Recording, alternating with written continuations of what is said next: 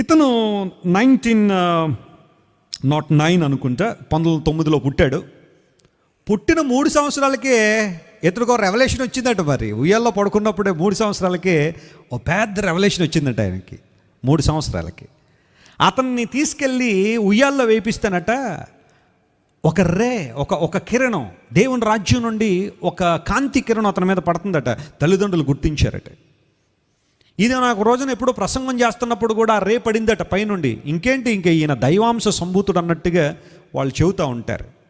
ఒక దేవదోషణ ఏంటి అంటే, ఆనాడు ఇశ్రాయేలుకి దేవుడు అగ్నిస్తంభంగా మేఘస్తంభంగా ఎలాగైతున్నాడో ఆ అగ్నిస్తంభం ఇతని మీద నిలిచేది అని ఇతని గురించి బాగా ఎగ్జాచురేట్ చేస్తూ ఉంటారు. ఫస్ట్ ఆఫ్ ఆల్ అతను చెప్పింది తప్పు.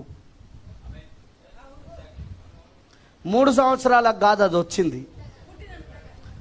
ఆయన 1909లో పుట్టినప్పుడే వచ్చింది అది. 1909లో ఆయన జన్మించాడు. ఏప్రిల్ 6వ తారీఖున ఉదయం 5 గంటలకు.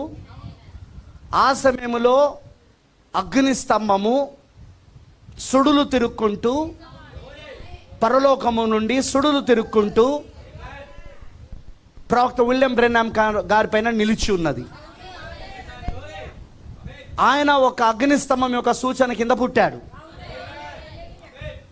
ముందు బ్రదర్ జాన్ వెస్లీకి తెలవాల్సింది ఏంటిది అంటే, 3 సంవత్సరాలకు కాదు, ఆయన పుట్టినప్పుడన్న సంగతి తెలుసుకో. ఆయన ఇవన్నీ చెప్తే ఏమన్నాడంటే, ఇవన్నీ ఆయన అఫీషియల్ వెబ్సైట్లో ఉన్నాయి, నేను వాటిని పరిశోధించి చెప్తున్నాను అన్నాడు. కానీ ఆ అఫీషియల్ వెబ్సైట్ ఏదో చెప్పలే. మేం చెప్తాం అఫీషియల్ వెబ్సైట్ ఏంటిదో. www.voiceofgodrecordings.org. మళ్ళీ చెప్తున్నాను, www.voiceofgodrecordings.org.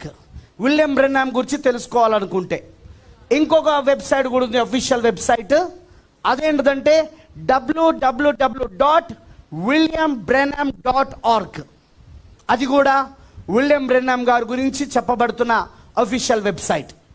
అయితే విచిత్రమైన విషయం ఏంటంటే, నాకు అఫీషియల్ వెబ్సైట్ చూడలేదని అతని యొక్క ప్రసంగములో, అతని మాటలతోనే అతను ఒక అబద్ధీకుడని రుజువు చేసుకున్నాడు. ఎందుకంటే ఆయన మొట్టమొదటిగా మొదలుపెట్టిందే ఏంటంటే, విలియం బ్రెన్హామ్ గారు జన్మించింది ఎప్పుడో కూడా ఆయనకు తెలియదు. 1909లో జన్మించిండన్న సంగతి ఆయనకు తెలియదు. ఆయన పుట్టుడుతోటే అగ్నిస్తంభం వచ్చిన సంగతి అఫీషియల్ వెబ్సైట్లో రాయబడిన సంగతి తెలియదు. చదవలే అతను.